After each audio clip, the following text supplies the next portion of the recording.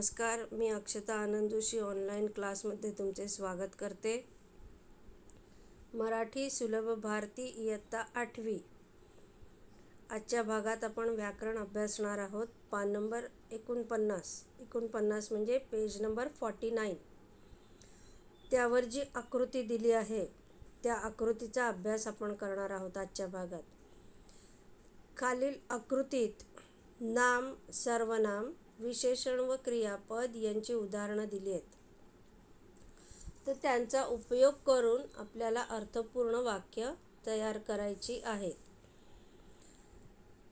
तर आधी आपण शब्दांच्या जातींकडे जरा जाऊ, थोडी रिव्हिजन घेऊ.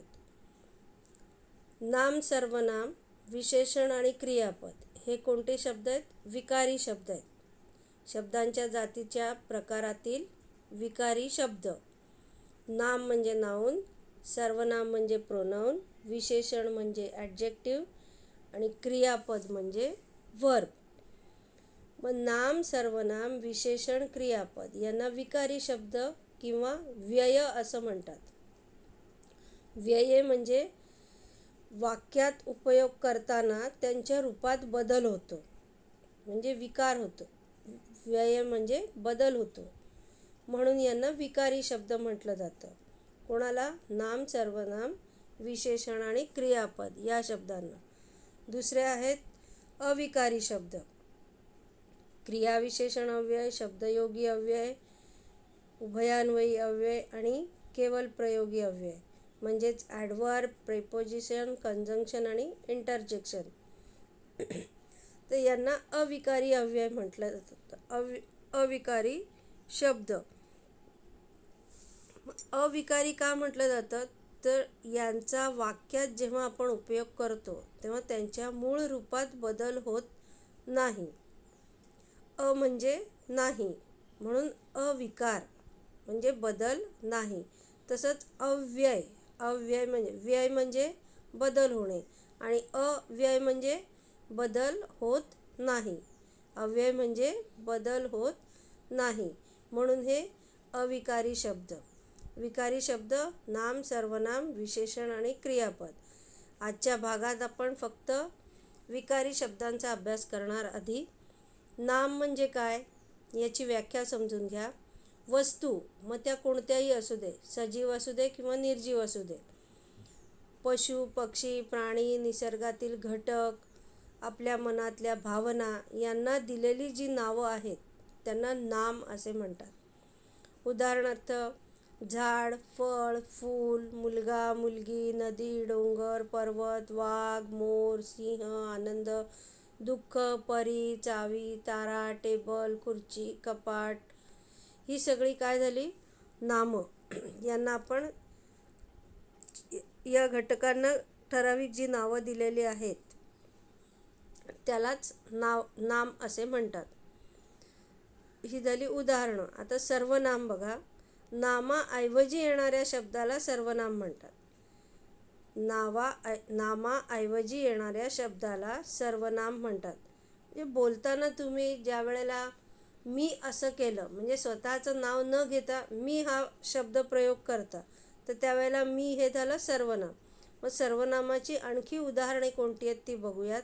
मी, आम्ही, तू, तुम्ही, तो, ती, ते, त्या, हा, ही, हे, ह्या, जो, जी, जे, ज्या, स्वतः, आपण, कोण, काय इत्यादी. ही झाली सर्वनामांची उदाहरणे. पुढचा प्रकार आहे विशेषण. नामाबद्दल विशेष माहिती देणाऱ्या शब्दाला विशेषण म्हणतात. नामाबद्दल विशेष माहिती देणाऱ्या शब्दाला विशेषण म्हणतात. उदाहरणार्थ आकाश, निळे आकाश. तर त्यापैकी अधोरेखित शब्द आहे निळे. तर निळे या शब्दाने आकाशाबद्दल विशेष माहिती दिली, म्हणून निळे हे काय झालं? विशेषण. पुढचं वाक्य आहे हसरे मूल, दुप्पट विद्यार्थी, किडलेले फळ. तर ह्याच्यात हसरे, दुप्पट, किडले हे तिन्ही शब्द अधोरेखित केलेले आहेत, म्हणून ही झाली त्या नामांची विशेषणं. मूल, हसरे, त्यापैकी हसरे हे विशेषण.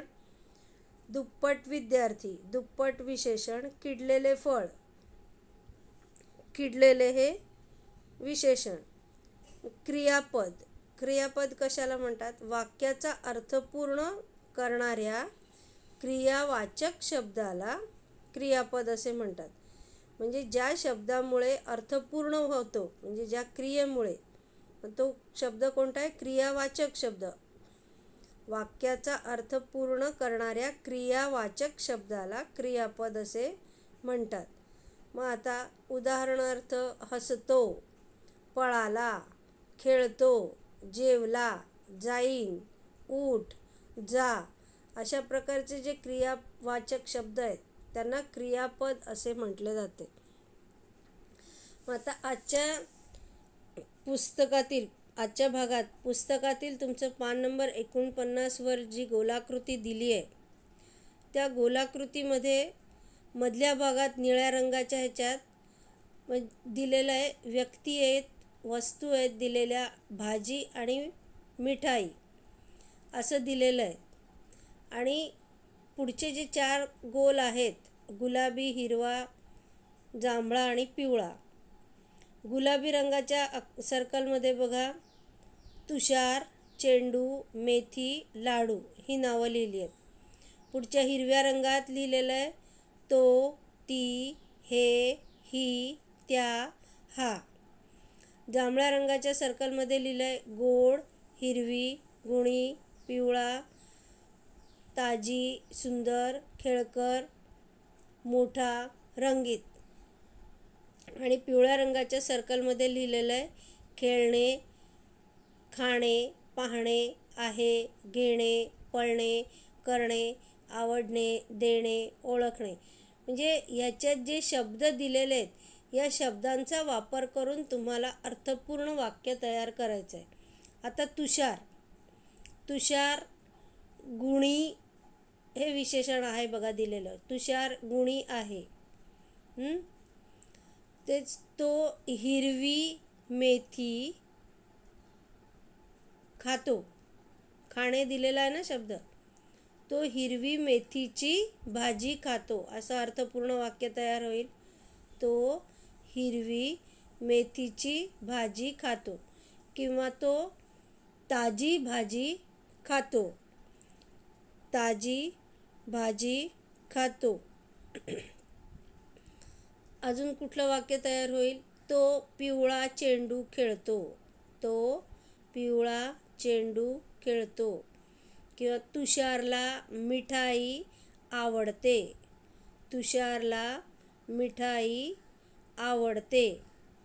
तो मोठा व्यक्ती आहे. तुषारला लाडू आवडतात. ताजी भाजी घे. तो खेळकर आहे. ती वस्तू सुंदर आहे. तो ताजी भाजी खातो. तो मोठा चेंडू खेळतो, किंवा मोठा चेंडू रंगीत आहे. हिरवी ताजी भाजी खावी. अशा प्रकारची जेवढी जमतील तेवढी वाक्य, कमीत कमी 10 वाक्य तुम्हाला तयार करून लिहायची आहेत वहीत. या ठिकाणी आजचा भाग आपण संपूयात. इथेच संपवतोय. धन्यवाद.